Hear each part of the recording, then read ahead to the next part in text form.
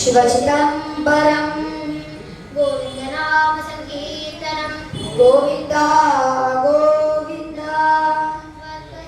महाकाय सूर्यकोटि समप्रभ निर्विघ्नं कुरु मे देव सर्वकार्येषु सर्वदा मन्दस्मितमुकाम्भोजं महनीयगुणार्णवं मधुराभाषिणं शान्तं सर्वभूतदयापरं भक्तवात्सल्यजलधिं परमानन्दविग्रहं ज्ञानानन्दं प्रपन्नोऽस्मि निर्मलज्ञानसिद्धये अपारकरुणासिन्धुं ज्ञानदं शान्तरूपिणं श्रीचन्द्रशेखरगुरुं प्रणमामि युगान्वहं हरे रामेति कृष्णेति नाम संकीर्तनं सदा लोकक्षेमाय कुर्वन्तं प्रेमिकं सद्गुरुं भजे। सद्गुरुनाथ महाराज की जय।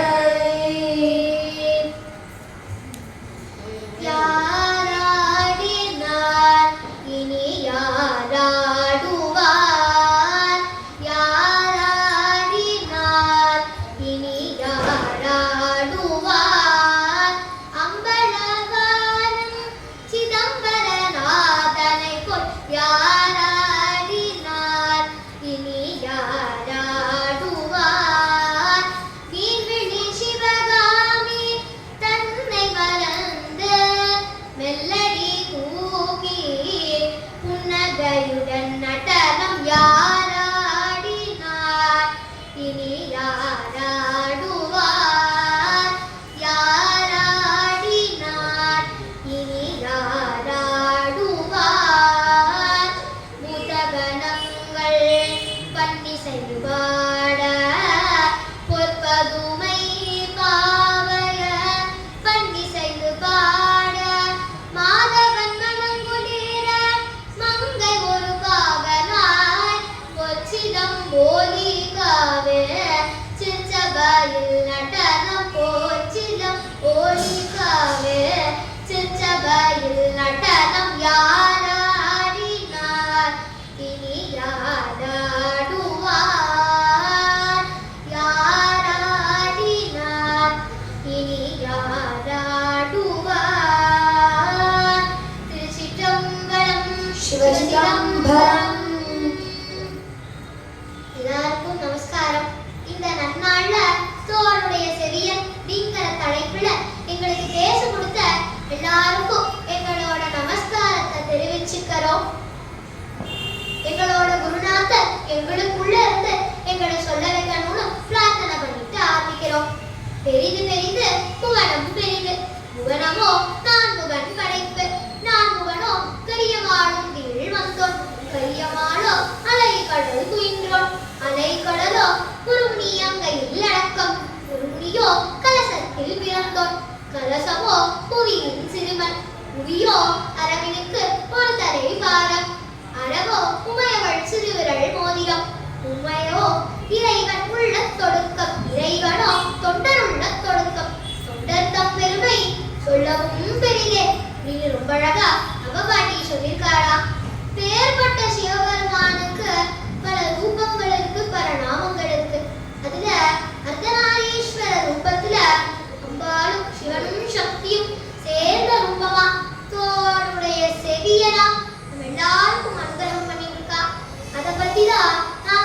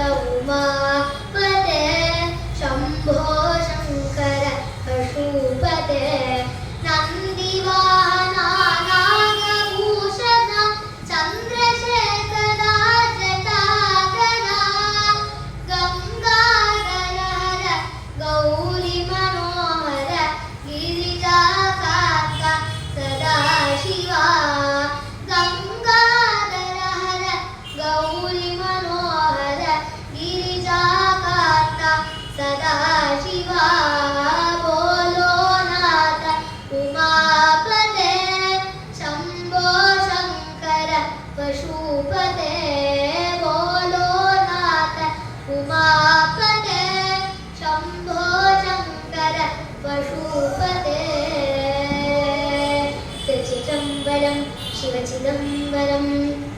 அர்த்தநாரீஸ்வரர். அர்த்தம் அப்படின்னா பாதின்னு அர்த்தம், நாரின்னா பெண், ஈஸ்வரன்னா தேவன். எந்த தேவன் தன்னுடைய உடல்லையும் உயிர்லையும் சரிபாதி தன்னுடைய பத்னிக்கு கொடுத்திருக்கானோ அவருக்கு அர்த்தநாரீஸ்வரர் அப்படின்னு பேரு. அவர் வேற யாரும் இல்லை, சாக்ஷாத் சிவபெருமான். சக்தியையும் சிவனையும் வெவ்வேறா தனியா பிரிச்சே பார்க்க முடியாதான்.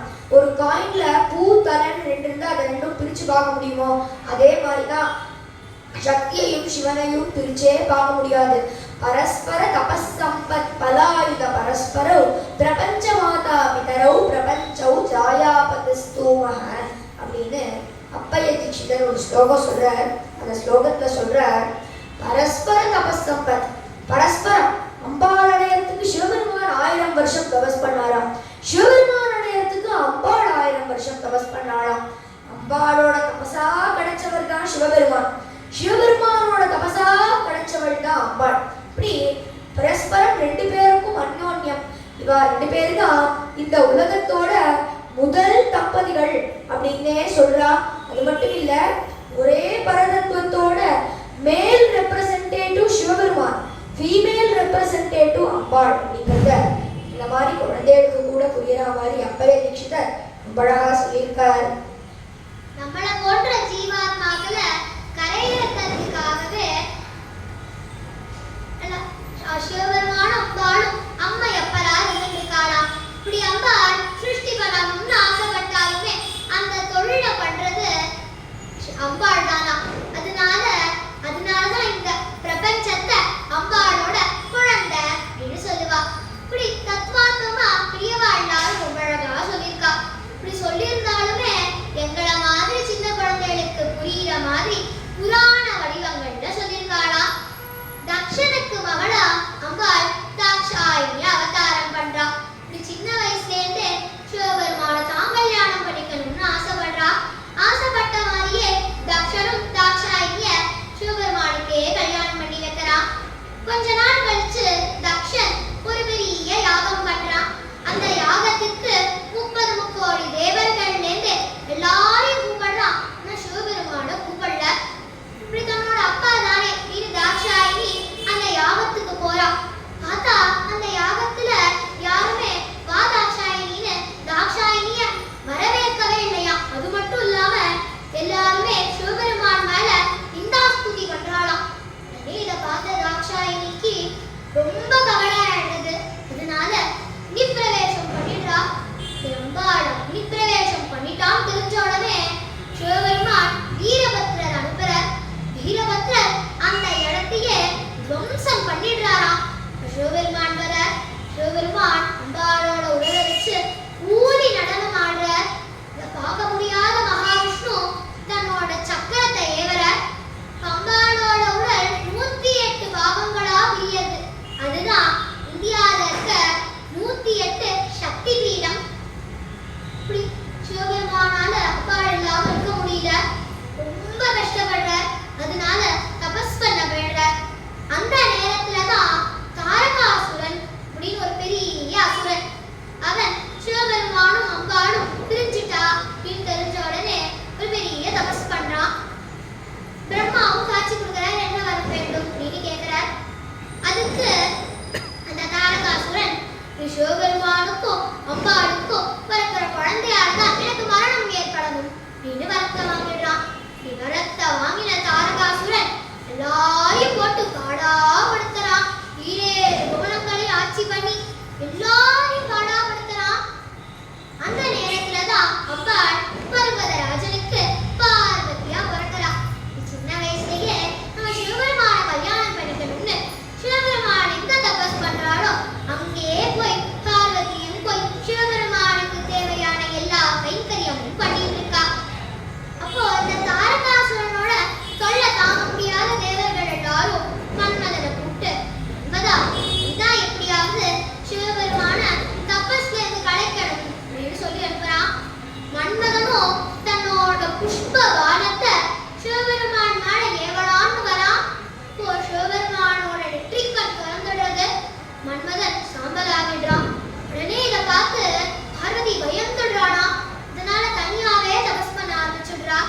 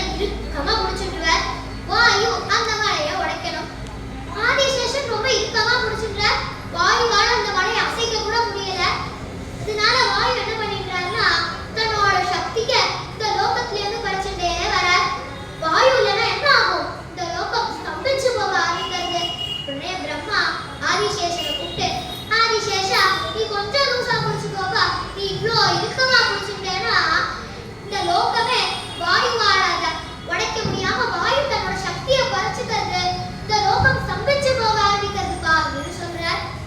இதை கேட்ட ஆதிசேஷன் ஒரு க்ஷணம் அதை லூசா விட்டு திருப்பியும் பிடிக்கலான்னு வர, அந்த ஒரு க்ஷணத்துல வாயு அந்த சுமேரு மழையை உடைச்சிடுறார். சுமேரு மழை 3 பாகங்களா விழுது. முதல் பாகம் ஸ்ரீலங்கா, இரண்டாவது பாகம் திருவண்ணாமலை, மூன்றாவது பாகம் தான் இந்த நாகமலையான திருச்செங்கோடு. இந்த திருச்செங்கோடுக்கு முதல்ல நாகமலை நாமம் இருந்ததா. இந்த நாகமலைக்கு தான் அம்பாளை சிவபெருமான் தபஸ் பண்ணுன்னு சொல்றார்.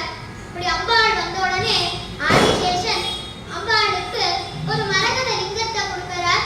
அம்பாளும் அந்த மரகத லிங்கத்தை வச்சு பூஜை பண்ணிட்டு சிவபெருமானை நோக்கி உண்மையா தபஸ் பண்றா.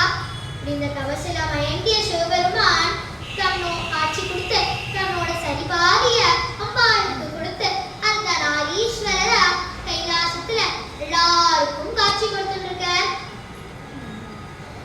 தீனகருணாகரனே நடராஜா நீலகண்டனே, தீனகருணாகரனே நடராஜா நீலகண்டனே, நின்னருள் புகழ்ந்து பணியும் என்னையும் இணங்கி அருளும், நின்னருள் புகழ்ந்து பணியும் என்னையும் இணங்கி அருளும், மௌன குருவே அரனே எனையாட்ட நீலகண்டனே, மௌன குருவே அரனே எனையாட்ட நீலகண்டனே, மௌன குருவே மௌன குருவே மௌன குருவே அரனே எனையாட்ட நீலகண்டனே, தீனகருணாகரனே நடராஜா நீலகண்டனே, மீனலோச்சனீ மணால தாண்டவமாடும் சபாபதே,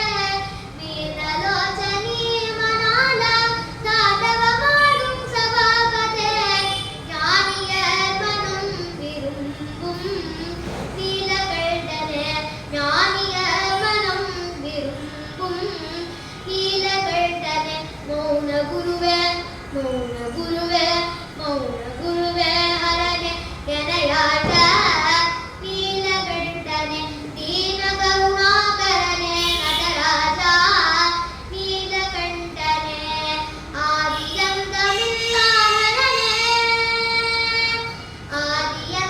ஆதியந்தமில்லாஹரனே, அன்பருள்ள வாழும் வரனே, பாதிமதி வேணியனே பரமேஷா நீலகண்டனே, பாதிமதி வேணியனே பரமேஷா நீலகண்டனே, மௌன குருவே மௌன குருவே மௌன குருவே அரனே எனையாட்ட நீலகண்டனே, தீனகருணாகரனே நடராஜா நீலகண்டனே, நீலகண்டனே நீலகண்டனே, தென்னாடுடைய சிவனே போற்றி, எந்நாட்டவர்க்கும் இறைவா போற்றி போற்றி. இப்படி இந்த லோகம் அடிக்கடி சிவபெருமானும் சக்தியும் ஒண்ணுதான் அப்படிங்கறத ப்ரூஃப் பண்ணிட்டே இருக்கு. அதுக்கு உதாரணமா ஒரு கதையே உண்டு. பிரிங்கி முனிவர் அப்படின்னு ஒரு முனிவர் இருந்தார். அவர் சிவபெருமானை மட்டுமே தான் வணங்குவார், சிவபெருமானை மட்டுமே தான் சேவிப்பார், சிவபெருமானை மட்டுமே தான் ஸ்தோத்திரம் பண்ணுவார். சிவபெருமானை தவிர வேற தெய்வம் தெரியாது அப்படின்னு இருக்கக்கூடிய ஒரு சிவபெருமான் மேல ஒரு பரம பக்தர் அந்த பிரிங்கி முனிவர். அவருக்கு ரொம்ப நாளா கைலாசத்துல போய் சிவபெருமானை பார்க்கணும் அப்படின்னு ஆசை. அன்னைக்கு ஒரு நாள் கைலாசத்துக்கு போய் சிவபெருமானை பார்க்கலான்னு போனா அங்க பரமேஸ்வரனும் பார்வதியும் சேர்ந்து உட்கார்ந்துருக்கா. இவர் பரமேஸ்வரனை மட்டும்தானே வணங்குவார். அதனால நேரா போனார். பரமேஸ்வரன் சிவபெருமானோட காலில் விழுந்து சேவிச்சுட்டு ஸ்தோத்திரம் பண்ணிட்டு வந்துடுறார். பார்வதி தேவி கண்டுக்க கூட இல்லை. இதை பார்வதி தேவி பார்த்துட்டே இருக்கா. மறுநாள் வந்தார். சிவபெருமானை மட்டும் நமஸ்காரம் பண்ணிட்டு பார்வதி தேவியை கண்டுக்காம வந்துட்டார். இது பார்வதி தேவி பார்த்தா இவர் நம்மளை கண்டுக்கவே மாட்டேங்கிறார் அப்படின்னு நினைக்கிறா. மறுநாள் வரும்போது சிவபெருமானோட மடியில ஏறி பார்வதி தேவி உட்கார்ந்துடுறா. உடனே இவர் வந்தார். என்னடா அது இப்படி உட்கார்ந்துட்டு இருக்காளேன்னு சொல்லி ஒரு வண்டு ரூபத்தை எடுத்துட்டு சிவபெருமானோட தலையை மட்டும் பிரதட்சணம் பண்றார். இவர் இந்த வண்டு ரூபத்தை எடுத்து சிவபெருமானோட தலையை பிரதட்சணம் பண்ணதுனாலேயே இவருக்கு பிரிங்கி அப்படின்னு பேர் வந்ததுன்னே சொல்லுவான். ஏன்னா பிரிங்கம் அப்படின்னா சான்ஸ்கிரிட்ல வண்டு அப்படின்னு அர்த்தம். அந்த பிரிங்கி ரூபத்துல, அதாவது வண்டு ரூபத்துல சிவபெருமானோட தலையை பிரதட்சணம் பண்ணிட்டு அந்த பிரிங்கி முனிவர் சேவிச்சுட்டு வந்து விடுறார்.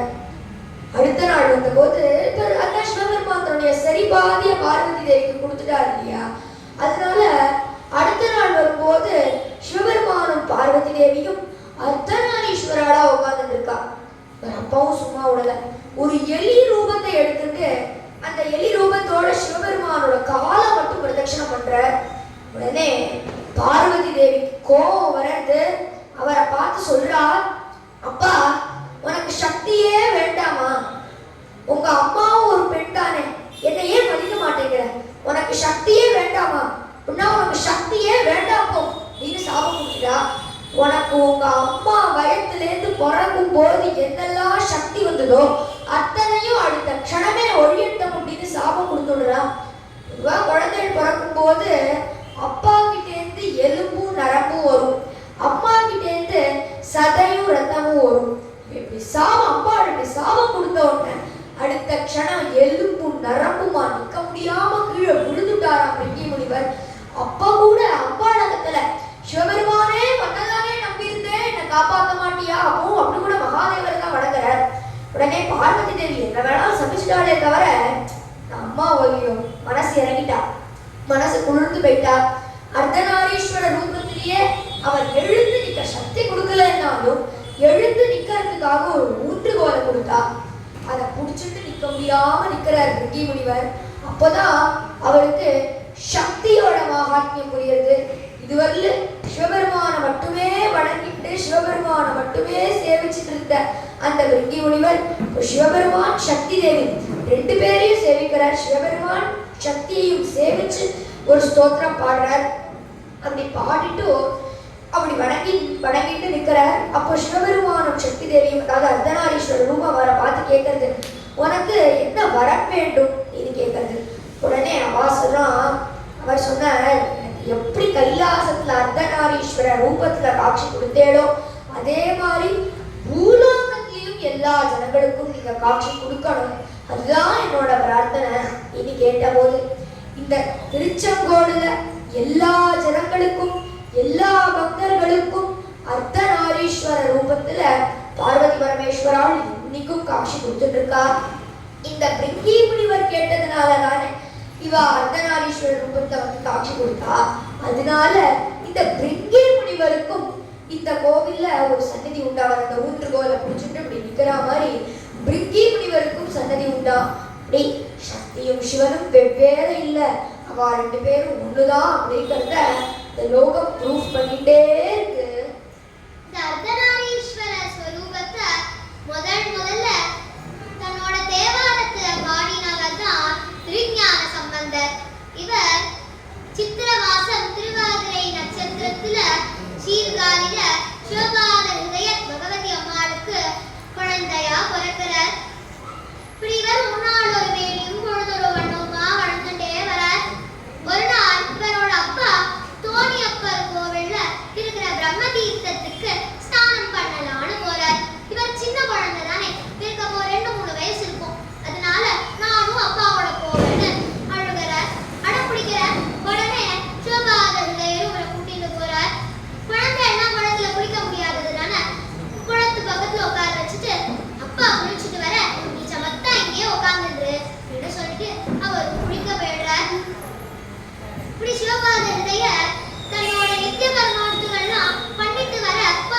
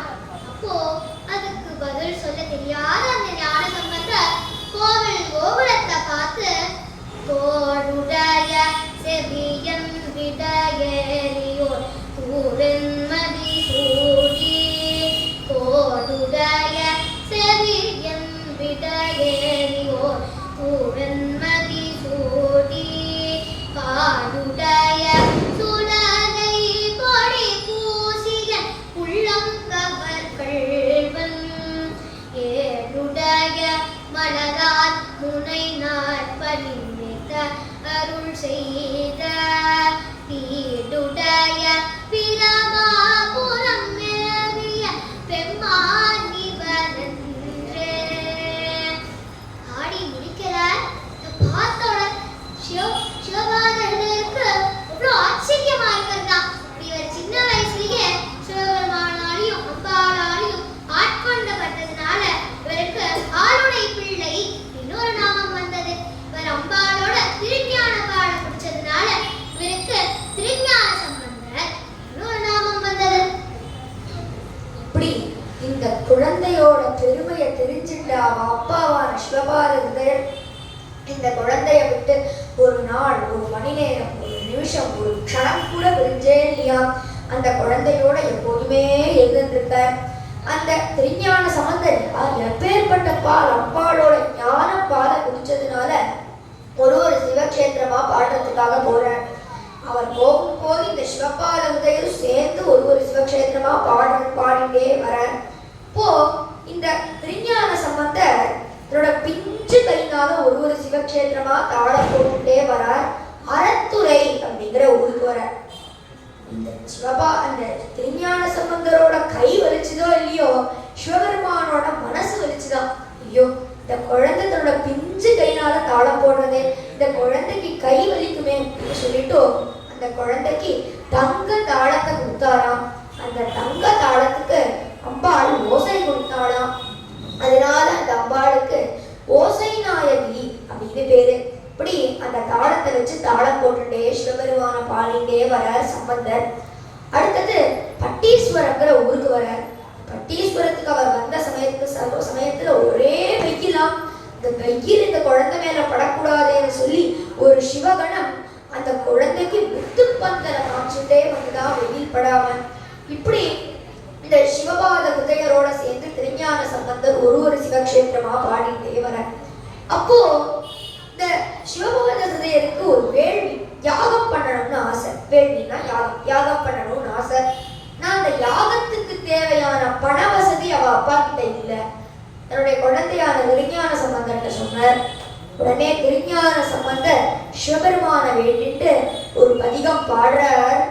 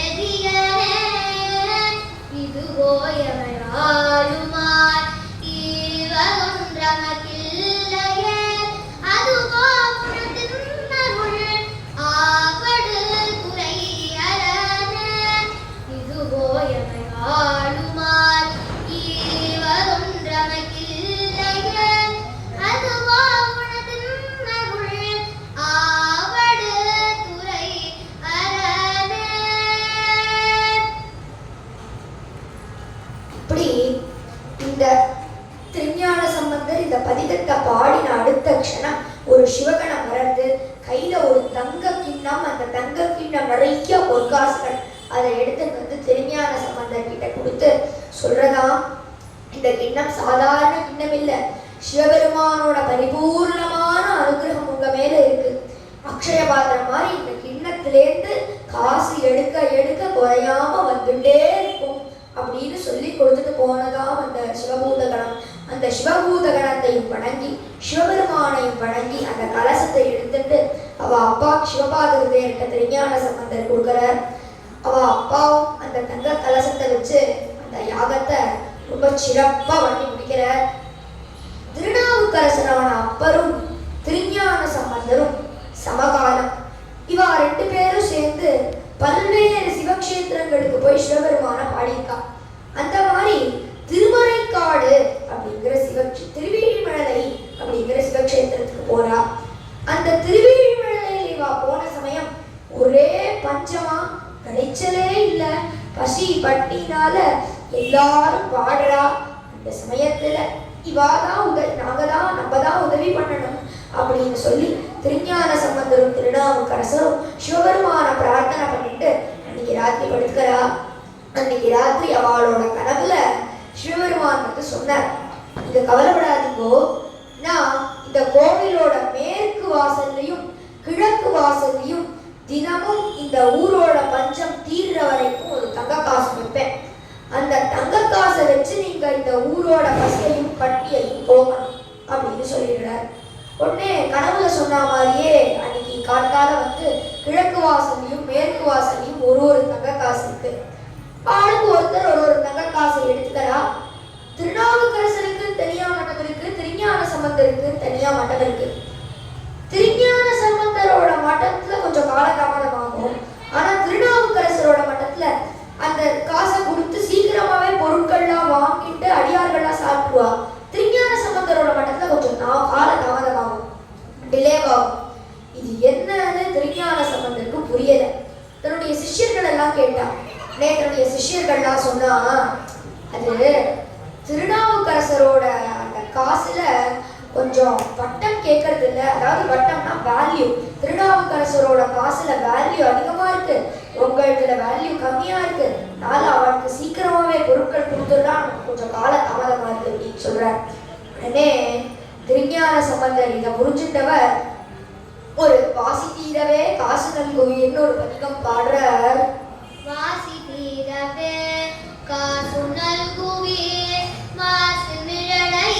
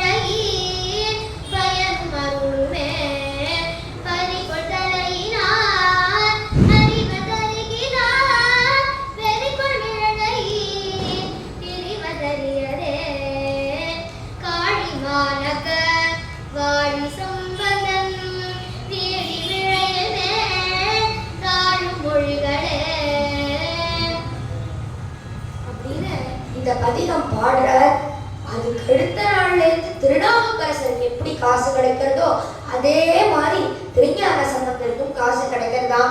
இப்படி 2 பேரும் சேர்ந்து அந்த ஊரோட பஞ்சத்தை தீர்த்து வச்சா அப்படின்னு சரித்திரம் சொல்றது. அடுத்து 2 பேரும் சேர்ந்து திருமறைக்காடு அப்படிங்கிற ஒரு சிவக்ஷேத்திரத்துக்கு போறா.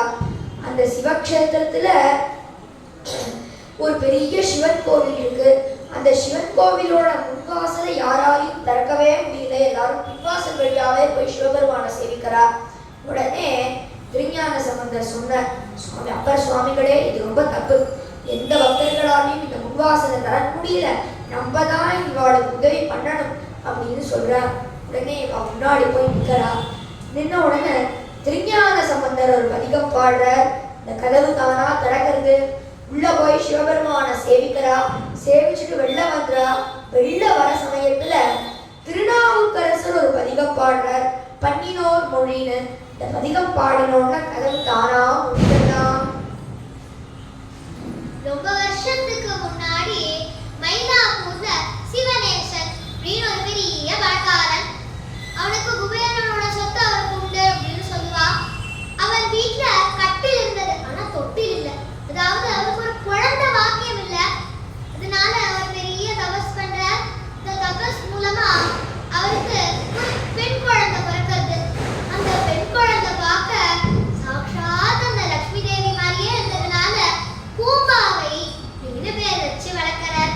இப்படி பூம்பாவையும் நாளொரு மேனி பொழுதொரு வண்ணமா வளர்ந்துட்டே வராளாம். இப்படி பூம்பாவைக்கு ஒரு 7 வயசு இருக்கிறப்ப தன்னோட தோழிகளோட சேர்ந்து பூ பறிக்கிறதுக்காக தோட்டத்துக்கு போயிருக்கா. பார்த்தா அவ மல்லிகை செடியில இருக்க மல்லிப்பூவை பறிக்கலான்னு வரா.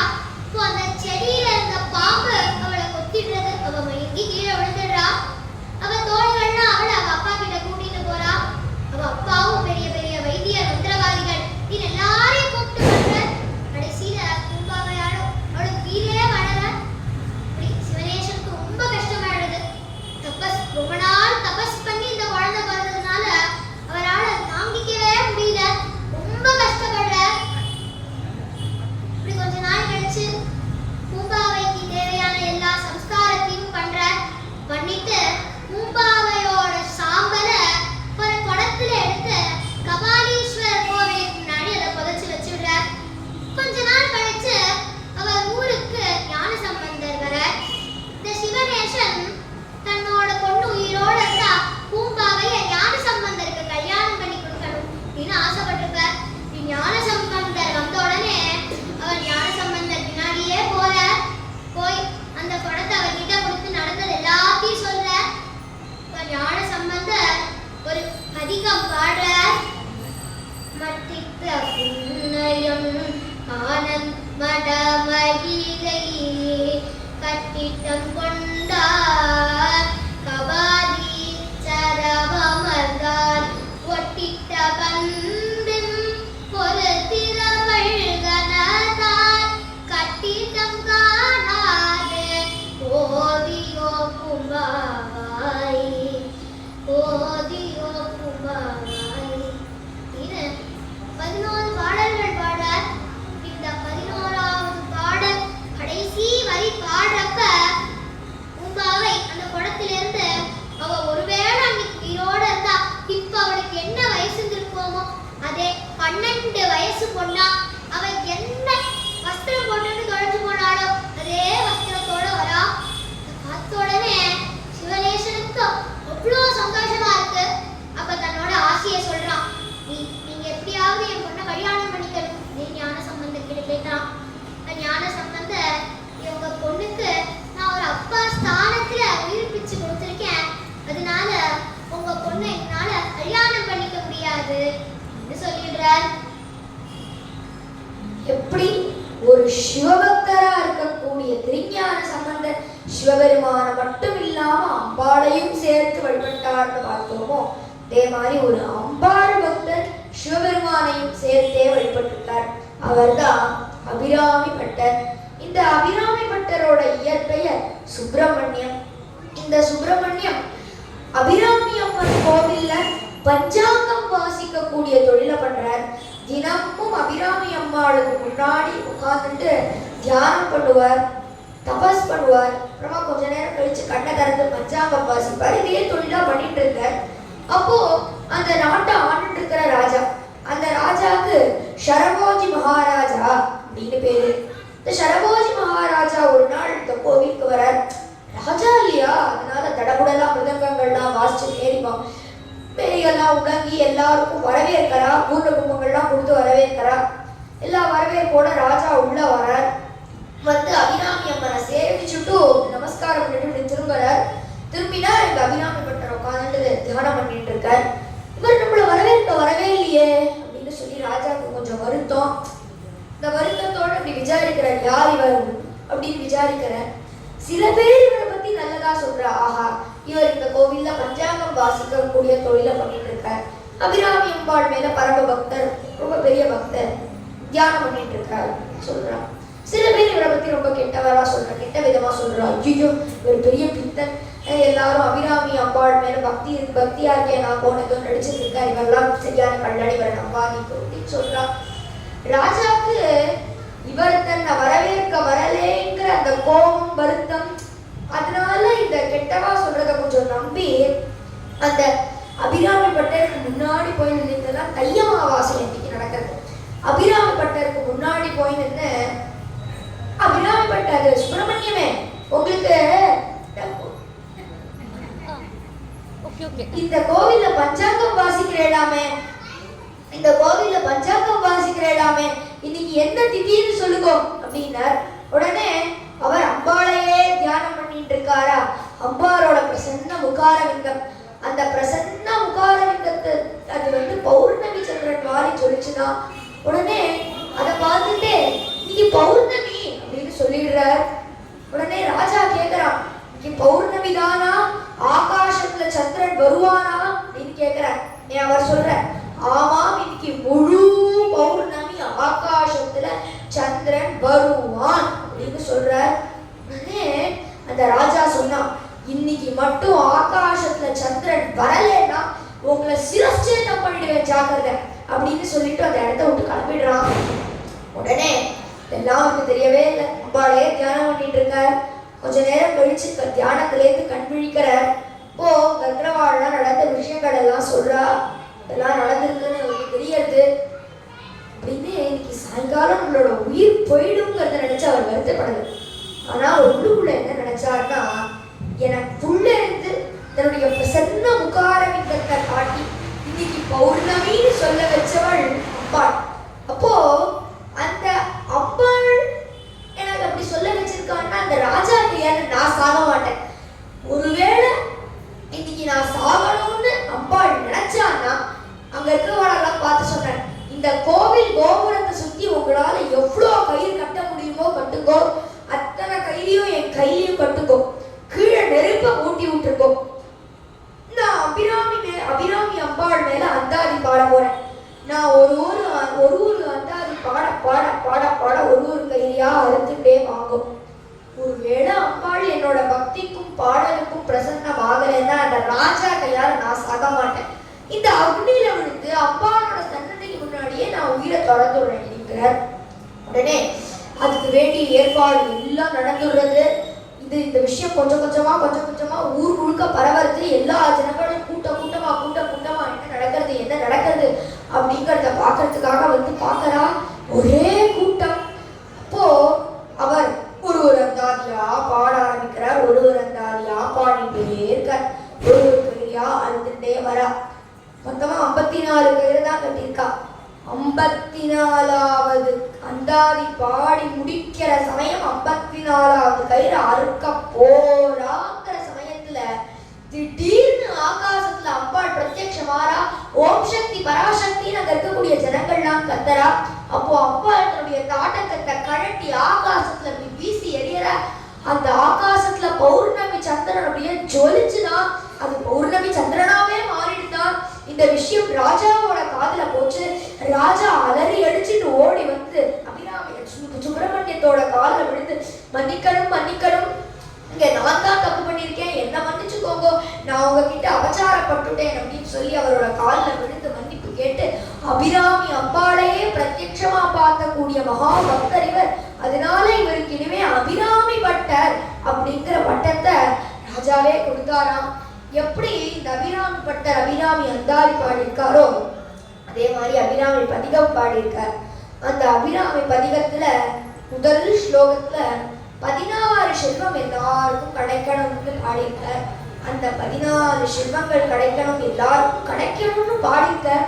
அதுல முதல் ஸ்லோகம், கலையாத கல்வியும் குறையாத வயதும் கபடுவாராத நட்பும் கன்றாத வளமையும் குன்றாத இளமையும் கழுவினி இல்லாத உடலும் சரியாத மனமும் அன்பு அகலாத மனைவியும் தவறாத சந்தானமும் தாழாத கீர்த்தியும் மாறாத வார்த்தையும் தடைகள்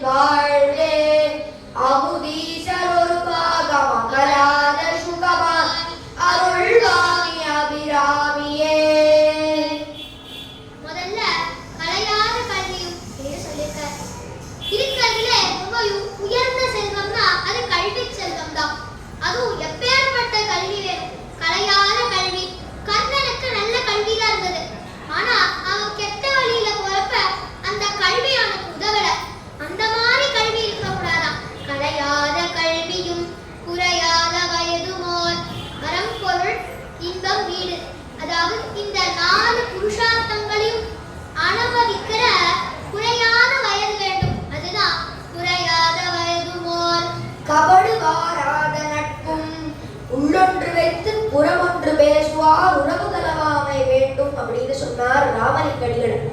உள்ள ஒண்ணு வச்சுட்டு வெளியில ஒண்ணு நண்பர்கிட்ட பேசக்கூடாதான். அந்த மாதிரி கள்ளக்கபடமே இல்லாத, ஒரு கபடே இல்லாத நட்பு இருக்கணும். அதுதான் ஒரு கபடு வாராத நட்பும் கன்றாத வளமையும். கன்றாத வளமை, வளமை அப்படின்னா தானம் அர்த்தம். உலகத்துல எத்தனையோ தானங்கள் இருக்கு. இவர் எந்த தானத்தை சொல்றார் அப்படின்னா தானங்களுக்குள்ளேயே சிறந்த தானமா இருக்கக்கூடிய அன்னதானம். அன்னதானத்துலதான் ஒரு மனுஷன் போரும் அப்படிங்கிற ஒரு திருப்தியும், போரும்னு சொல்ற வார்த்தையும் அந்த அன்னதானத்துலதான் வருவான். அன்னதானம் எப்படி கொடுக்கணுமா, தவம் மட்டும் வச்சுட்டு சாப்பிடுறவனா இருக்காம கொடுக்க கொடுக்க குறையாத ஊற்று நீர் மாதிரி கொடுக்கணுமா.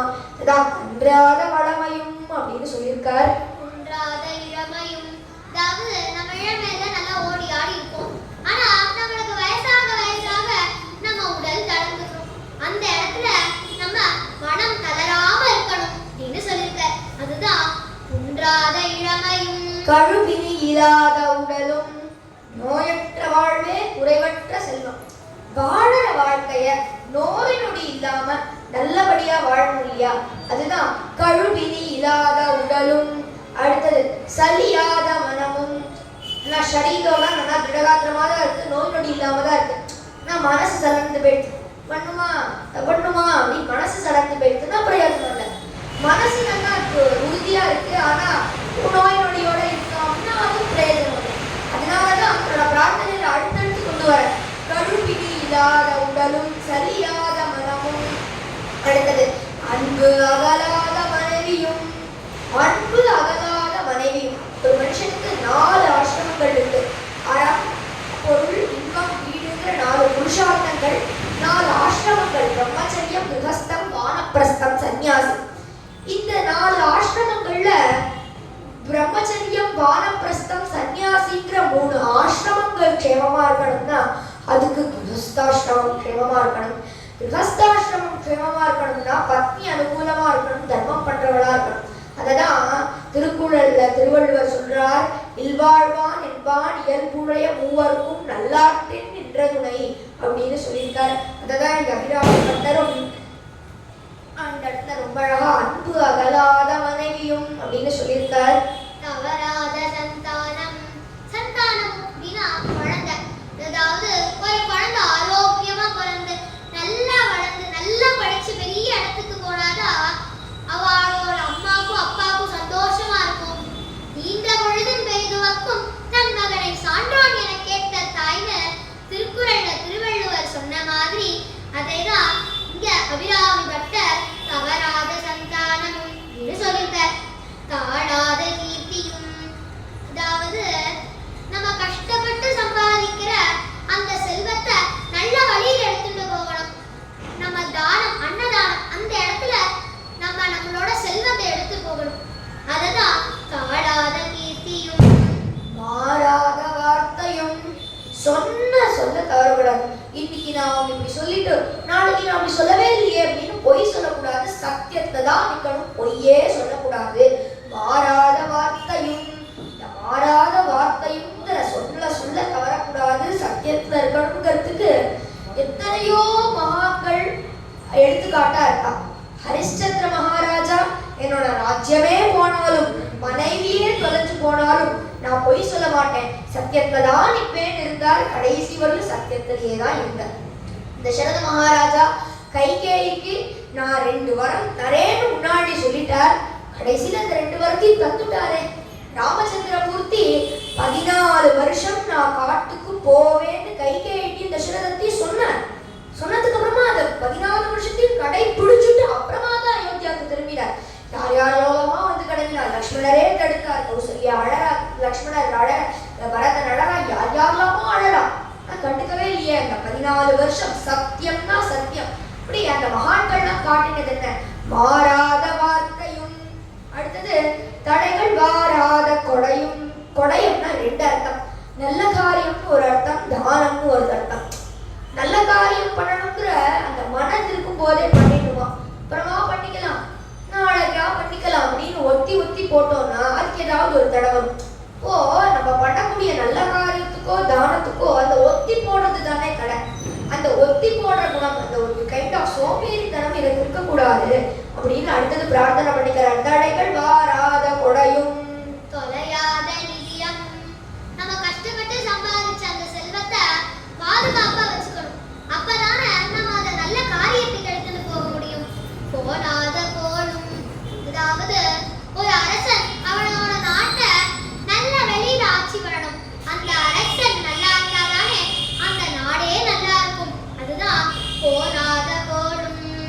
ஒரு துன்பம் இல்லாத வாழ்வும்.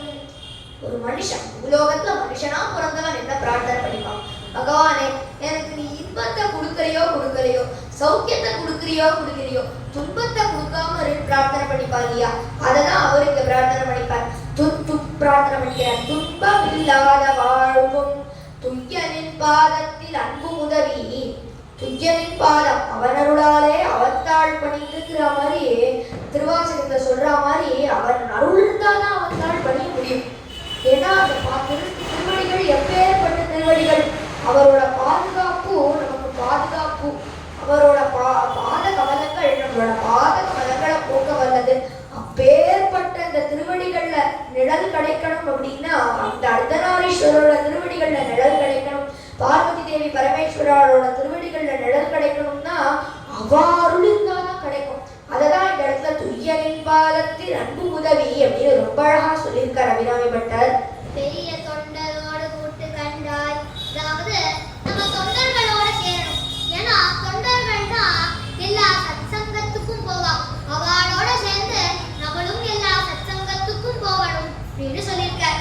அதுதான் பெரிய தொண்டரோடு கூட்டு கண்டாய், அலையாளி அழுதுயிரு மாயனது தங்கையே. அலையாளினா பார்க்கடல், அரிதுயிரி அப்படின்னா தூங்காமல் தூங்கிட்டு இருக்கிறது. அதாவது பார்க்கடல்ல தூங்காமல் தூங்கிட்டு இருக்கிறது யாரு? அந்த மாயன். அந்த கிருஷ்ணன், அந்த பெருமாள். பார்க்கடல்ல தூங்காமல் தூங்கிட்டு இருக்க அந்த பெருமாளோட தங்கையே அப்படின்னு அம்பாள சொல்லியிருக்கார். அதுதான் அலையாளி அழுதுயிரு மாயனது தங்கையே. ஆதி கடவுரின் வாழ்வே.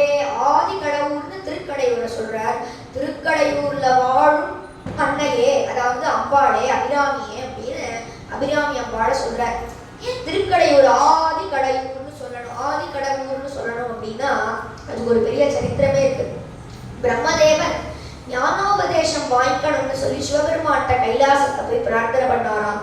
உடனே சிவபெருமான் ஞானோபதேசம் நான் பண்ணுவேன்ப்பா, ஆனா ஞானோபதேசத்துக்கு அவ்வளவு சுலபம் கிடையாது, எத்தனையோ மகான்கள் ரொம்ப கடினமா தபஸ் பண்ணி தான் ஞானோபதேசம் வாங்கிக்கிறா, அதனால நீ தபஸ் பண்ண நான் உனக்கு ஞானோபதேசம் தரேன் அப்படின்னு சொல்றார்.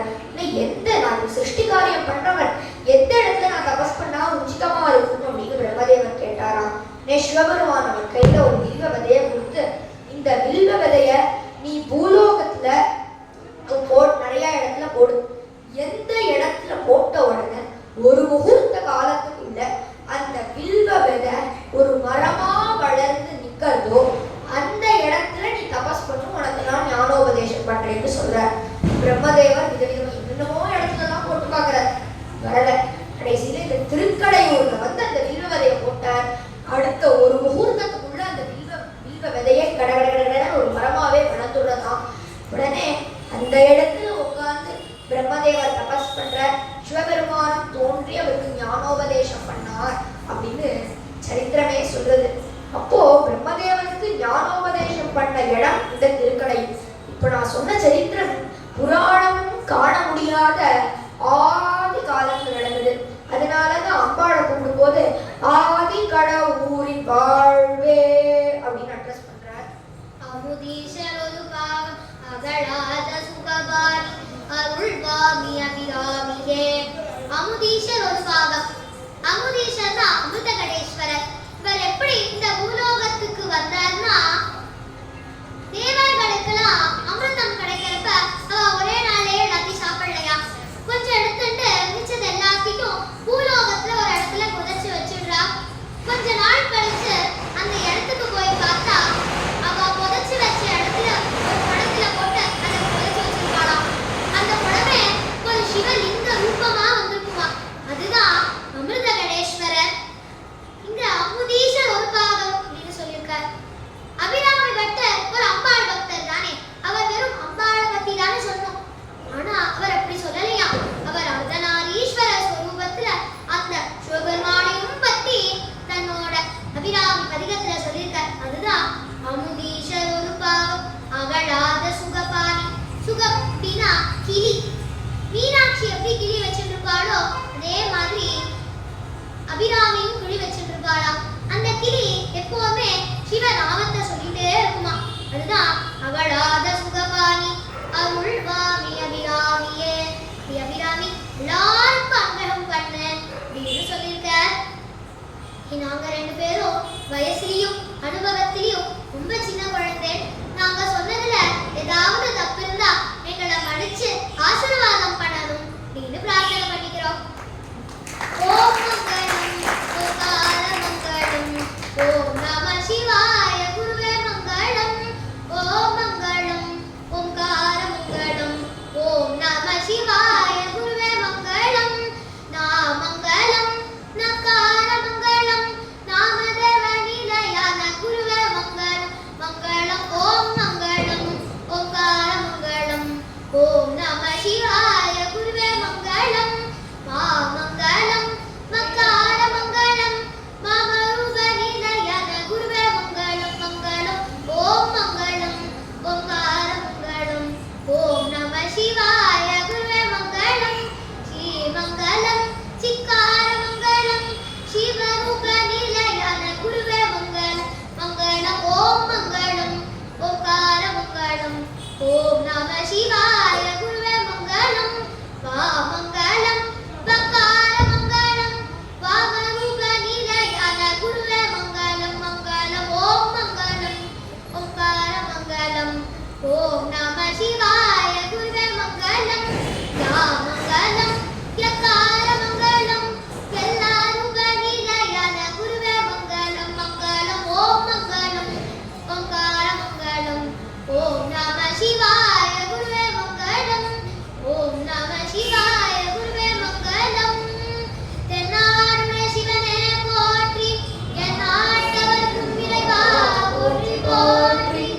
ஏனம்பத்துரை இறந்தாய் போற்றி பாகம் பெண்ணொரு ஆனாய் போற்றி காவாய் கனகத்திரள போற்றி திரை கைலை மலையானே போற்றி போற்றி. திருச்சிற்றம்பலம் சிவசிதம்பரம். கோவிந்த நாம சங்கீர்த்தனம் கோவிந்தா கோவிந்தா ஆஞ்சநேய சுவாமிக்கு ஜெய்.